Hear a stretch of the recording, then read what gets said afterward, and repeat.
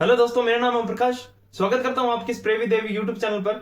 उम्मीद करता हूं कि आप सभी अच्छे होंगे, मस्त होंगे, पढ़ाई में जबरदस्त तरीके से व्यस्त होंगे। देखिए, आज का हमारा टॉपिक रहने वाला है राज्यपाल, गवर्नर। पिछली क्लासों में हमने पढ़ लिया था, भाग 5 के बारे में हमने बात कर ली थी। पिछली क्लास में भाग 5 के बारे में हमने बात की थी। भाग 5, देखो भाग 5 में हमने पढ़ा था संघ की कार्यपालिका के बारे में। संघ की कार्यपालिका, कार्यपालिका भारत के संविधान में भाग 5 में क्या दिया गया है? संघ की कार्यपालिका। और संघ की कार्यपालिका में हमने पढ़ा था, एक तो पढ़ा था राष्ट्रपति। हमने राष्ट्रपति के बारे में अच्छे रूप से बात कर ली थी। और हमने पढ़ा था प्रधानमंत्री, प्रधानमंत्री। और हमने बात कर ली थी संघ की मंत्रिपरिषद के बारे में। संघ की मंत्रिपरिषद, मंत्रिपरिषद के बारे में। और हमने बात की थी महान्यायवादी के बारे में। लगभग हमने केंद्र सरकार के बारे में हमने बात कर ली थी। आज हम बात करने वाले हैं स्टेट गवर्नमेंट, राज्य सरकार के बारे में हम बात करेंगे। देखो, भारत के संविधान में भाग 6 में क्या दिया हुआ है? आज हम भाग 6 पढ़ेंगे। भाग 6 में दिया गया है राज्य की कार्यपालिका, राज्य की कार्यपालिका।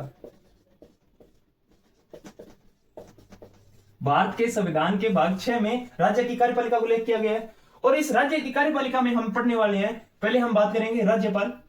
आज हम बात करने वाले हैं राज्यपाल के बारे में।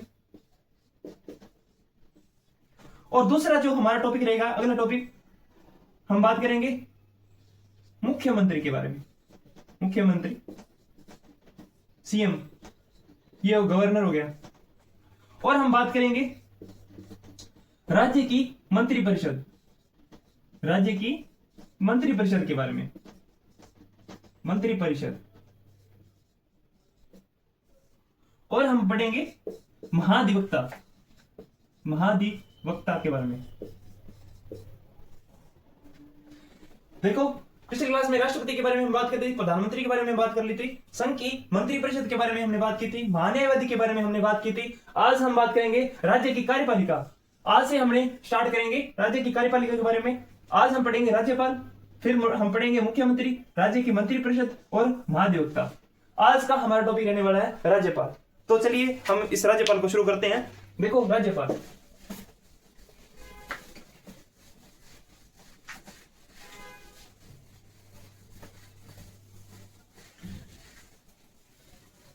हम जो है एक राज्य सरकार को और केंद्र सरकार को जोड़ के पढ़ेंगे। जैसे केंद्र में राष्ट्रपति का पद होता है, उसी समान स्टेट में राज्यपाल का पद होता है। यानी हमारे देश में जो है संसदीय शासन प्रणाली बनाई गई है। आपको पता होगा कि हमारे देश में संसदीय शासन प्रणाली बनाई गई है। यानी जो संवैधानिक प्रमुख होता है, केंद्र में तो होता है राष्ट्रपति और राज्य में संवैधानिक प्रमुख होता है राज्यपाल। परंतु वास्तविक प्रमुख की हम बात करते हैं। वास्तविक प्रमुख जो होता है स्टेट में, जो वास्तविक प्रमुख होता है वो तो होता है सीएम। और केंद्र में हम बात करते हैं वास्तविक प्रमुख, वो होता है प्रधानमंत्री। देखो, हम इसको जोड़ के पढ़ेंगे। देखो, आज हम बात करते हैं राज्यपाल के बारे में। इसको पढ़ने से पहले अगर आप चैनल पे नए हैं तो चैनल को सब्सक्राइब कर लें, वीडियो को ज्यादा से ज्यादा शेयर करें, वीडियो को एंड तक जरूर देखें, क्योंकि आज जो है हम राज्यपाल के बारे में, एक एक आर्टिकल के बारे में अच्छे से अध्ययन करेंगे, इसको अच्छे से याद करेंगे। देखिए, हम बात करते हैं राज्यपाल की। देखो, राज्यपाल का उल्लेख जो है भारत के संविधान में, राज्यपाल का उल्लेख आर्टिकल 153 से 162 के बीच करता है। देखो, आर्टिकल 153 से लेकर 162 तक राज्यपाल के बारे में उल्लेख दिया गया है। राज्यपाल को जो है हम राष्ट्रपति के साथ जोड़ के पढ़ेंगे। देखो, जिस प्रकार हमने पढ़ा था कि आर्टिकल 52 में लिखा गया है कि भारत का एक राष्ट्रपति होगा, भारत का एक राष्ट्रपति होगा, राष्ट्रपति होगा, यहां पर लिख देते हैं होगा। अब वो कुछ नहीं करना, इसमें जो है 101 ऐड करना है। 52 में 101 प्लस करना है, तो आ जाएगा आपके पास 153। जिस प्रकार 52 में लिखा गया है कि भारत का एक राष्ट्रपति होगा, उसी प्रकार आर्टिकल 153 में लिखा गया है देखो 52 में आपने 101 प्लस किया तो 153 आ गया। जिस प्रकार 52 में लिखा गया है कि भारत का एक राष्ट्रपति होगा, उसी प्रकार आर्टिकल 153 में लिखा गया है कि राज्य का एक राज्यपाल हो गया, यानी प्रत्येक राज्य का एक राज्यपाल होगा।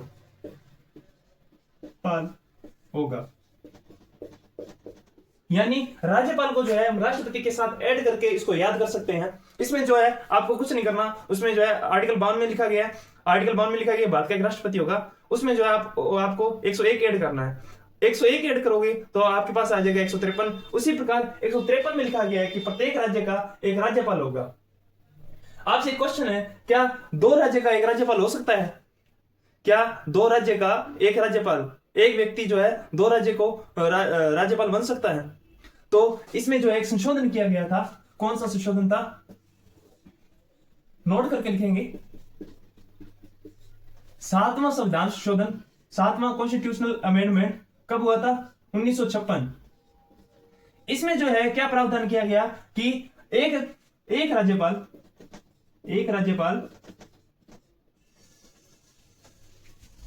यानी इसको लिखेंगे हम एक व्यक्ति दो या दो से अधिक राज्य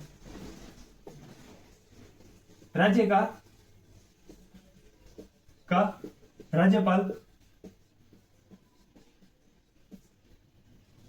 बन सकता है।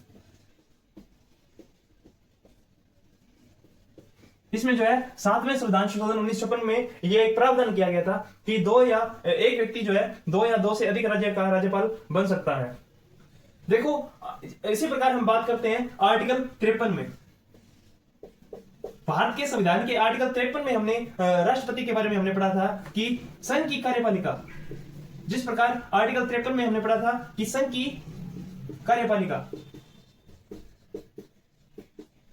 पालिका शक्ति राष्ट्रपति में निहित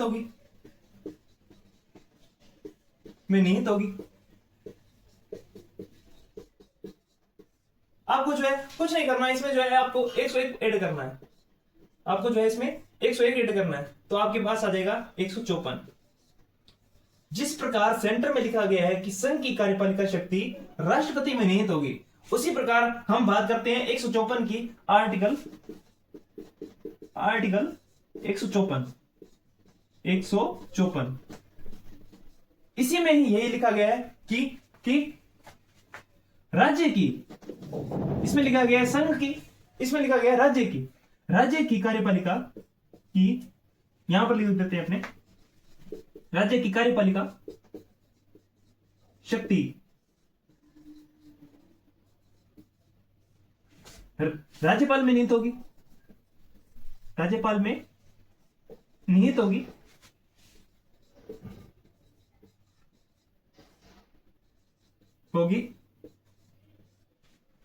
इसका प्रयोग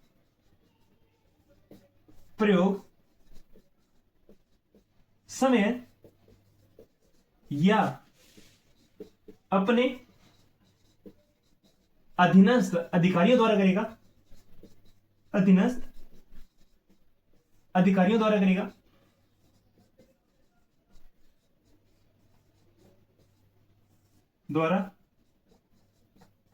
करेगा।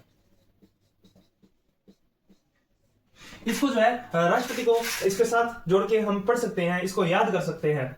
देखिए आर्टिकल 53 में हमने क्या पढ़ा कि प्रत्येक राज्य का एक राज्यपाल होगा, और आपसे बात की थी कि 7वां संविधान 1956 में एक संशोधन किया गया। इसमें जो है एक प्रावधान कर दिया गया कि एक व्यक्ति जो है दो या दो से अधिक राज्य का राज्यपाल बन सकता है।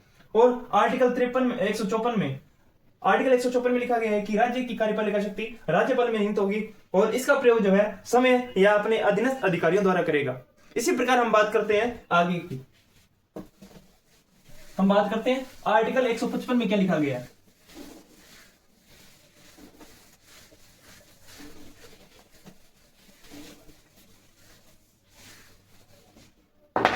देखो हम बात करते हैं आर्टिकल 155 की। आर्टिकल 155 में राज्यपाल की नियुक्ति के संदर्भ में बात करता है। राज्यपाल की नियुक्ति, आर्टिकल 155 की बात करते हैं। देखो जिस प्रकार आर्टिकल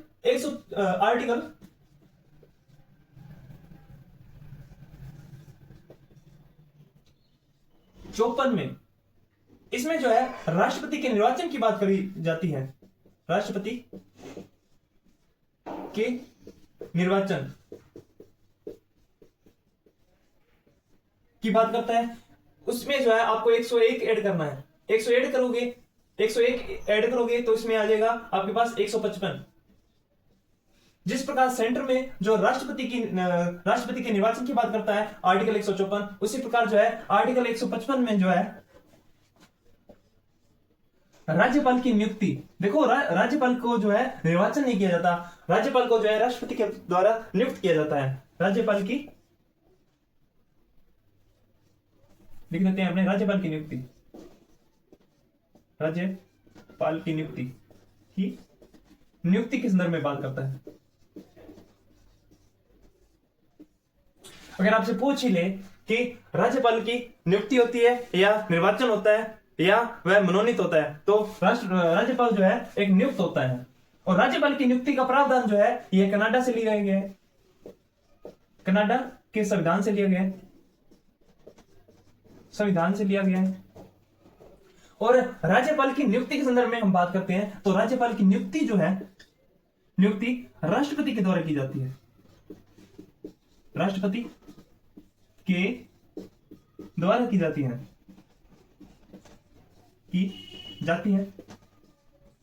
और राष्ट्रपति जो है राज्यपाल उसे ही नियुक्त करता है जिसकी सिफारिश केंद्र सरकार करती है।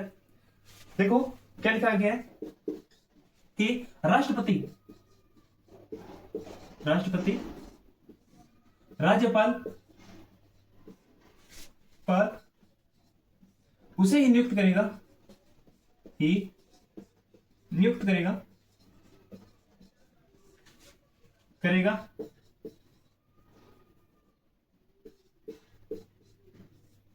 जिसकी सिफारिश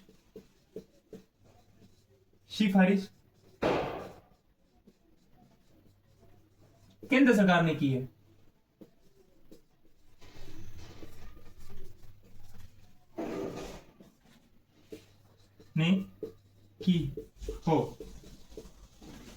आर्टिकल 155 में हमने क्या पढ़ा कि राज्यपाल की नियुक्ति के बारे में हमने पढ़ा।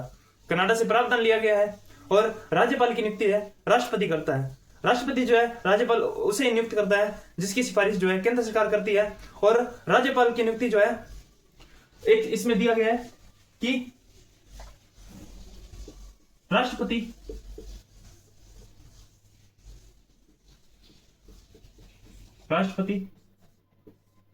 उस व्यक्ति को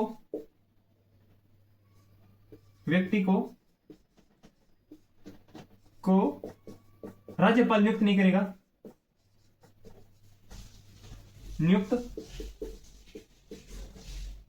करेगा जिस राज्य का वह निवासी हो, जिस राज्य का वह निवासी है।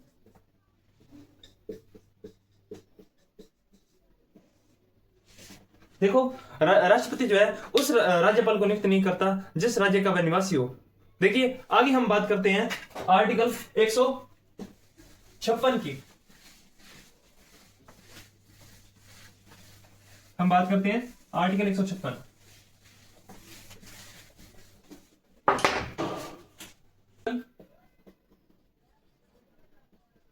की बात करते हैं। देखो आर्टिकल 156 में लिखा गया है कि राज्यपाल की पद धारण की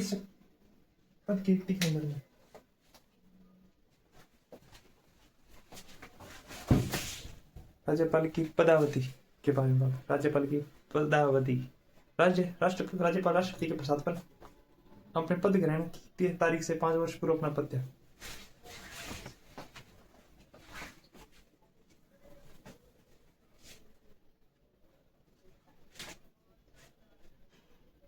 आर्टिकल 156 की बात करते हैं। देखो आर्टिकल 156 में दिया गया है राज्यपाल की पदावधि। राज्यपाल की पदावधि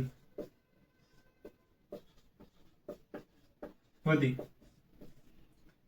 देखो राज्यपाल जो है राज्यपाल राष्ट्रपति के प्रसाद पर्यंत अपना पद धारण करता है। राज्यपाल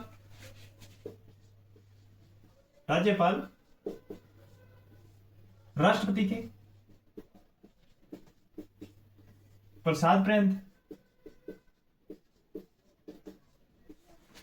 अपना पद धारण करता है।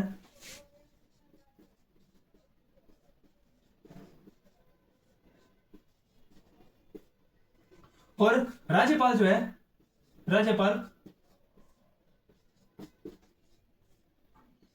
पद ग्रहण की तारीख से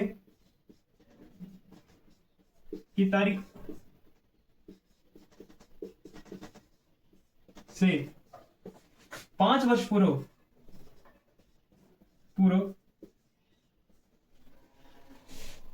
अपना पद त्याग सकता है।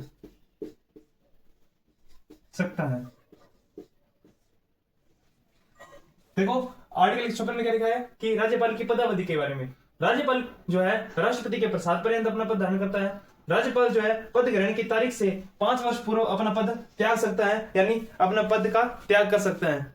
इसी प्रकार हम बात करते हैं आर्टिकल 157 की। आर्टिकल 157 में हम क्या पढ़ते हैं, इसके बारे में हम बात करते हैं।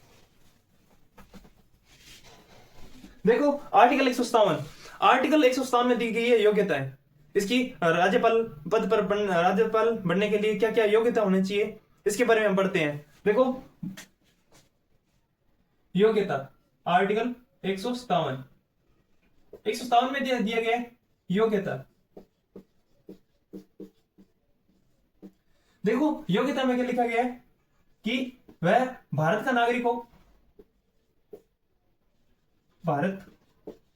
का नागरिक हो, योग्यता में क्या लिखा गया है कि वह भारत का नागरिक हो और आयु 35 वर्ष पूरी कर चुका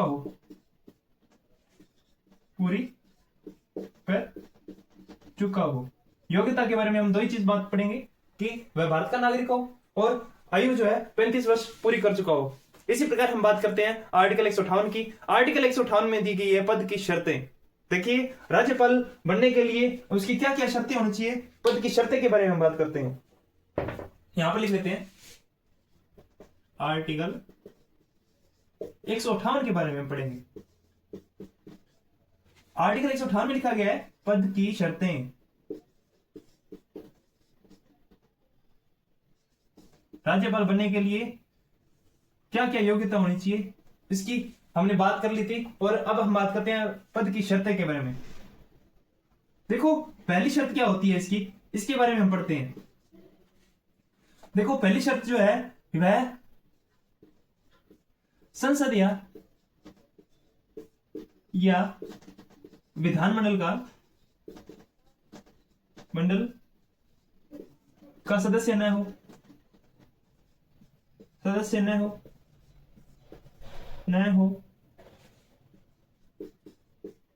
और दूसरी शर्त क्या है, वह लाभ के पद पर ना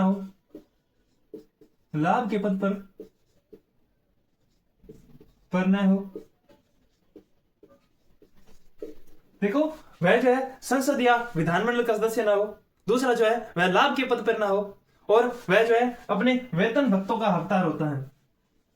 यानी राज्यपाल जो है अपने वेतन भत्तों का हकदार होता है, वेतन भत्तों का हकदार होता है।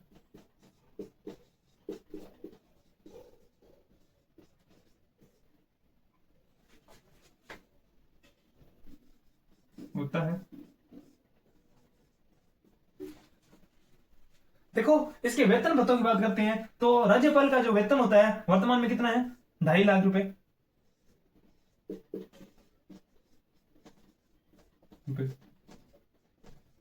राज्यपाल को जो पेंशन जो मिलती है वो तो होती है राज्य सरकार द्वारा, यानी केंद्र की संचित निधि से। निधि, यानी जो खाता होता है सेंटर का, संचित निधि जो केंद्र की संचित निधि से जो मिलती है वो तो मिलती है पेंशन, और जो राज्य की संचित निधि से मिलती है कि संचित निधि से राज्यपाल को वेतन मिलता है। इसके बारे में हमने पढ़ लिया था कि राज्यपाल की पद की शर्तें के बारे में हम बात कर रहे थे कि संसद या विधानमंडल का सदस्य ना हो, लाभ के पद पे ना हो और वेतन भत्तों का हकदार होता है राज्यपाल। अब हम बात करते हैं आर्टिकल 159 की। देखो आर्टिकल 159 में क्या दिया गया है, शपथ के बारे में हम बात करते हैं। आर्टिकल 159 के बारे में, आर्टिकल 59 में दिया गया है शपथ।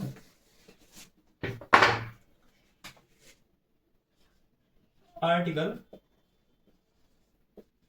159 शपथ का प्रावधान, शपथ का प्रावधान। आर्टिकल 159 में दिया गया है शपथ। देखो राज्यपाल शपथ जो है राज्यपाल संबंधित राज्य के मुख्य न्यायाधीश के समक्ष होती है। राज्यपाल की शपथ जो है, शपथ की बात करते हैं, राज्यपाल संबंधित राज्य के मुख्य न्यायाधीश, इसको आगे लिख लेते हैं अपने, न्यायाधीश के समक्ष शपथ ग्रहण करता है, ग्रहण करता है, करता है। शपथ किसके ग्रहण करता है, संबंधित राज्य, जिस राज्य का वह राज्यपाल होता है उस राज्य के जो मुख्य न्यायाधीश होते हैं उनके समक्ष जो है इसकी शपथ ग्रहण करता है। और इसी के साथ हम बात करते हैं आर्टिकल 161 की। देखो आर्टिकल 160 नहीं पढ़ेंगे, आर्टिकल 160 में राज्यपाल के बारे में नहीं दिया गया। आर्टिकल 161 के बारे में पढ़ते हैं। आर्टिकल 161 में क्या लिखा गया है, आर्टिकल 161, आर्टिकल 161 में दिया गया है, अलग से प्रावधान दिया गया है क्षमादान की शक्तियां, की शक्ति। देखो क्षमादान की शक्ति की हम बात करते हैं तो राज्यपाल के पास इतनी शक्ति नहीं होती क्षमादान की शक्ति। क्षमादान की शक्ति जो है राष्ट्रपति के पास होती है, ज्यादातर जो है राष्ट्रपति के पास होती है क्षमादान शक्ति। इसमें क्या क्या प्रावधान दिया गया है कि पहला हम पढ़ते हैं कि सेना न्यायालय द्वारा दी गई, न्यायालय द्वारा दी गई सजा को ये राज्यपाल माफ नहीं कर सकता, माफ नहीं कर सकता, नहीं कर सकता। और जो है एक जो है लिखा गया है कि राज्यपाल जो है मृत्युदंड को माफ नहीं कर सकता, मृत्यु दंड को माफ नहीं कर सकता, नहीं कर सकता।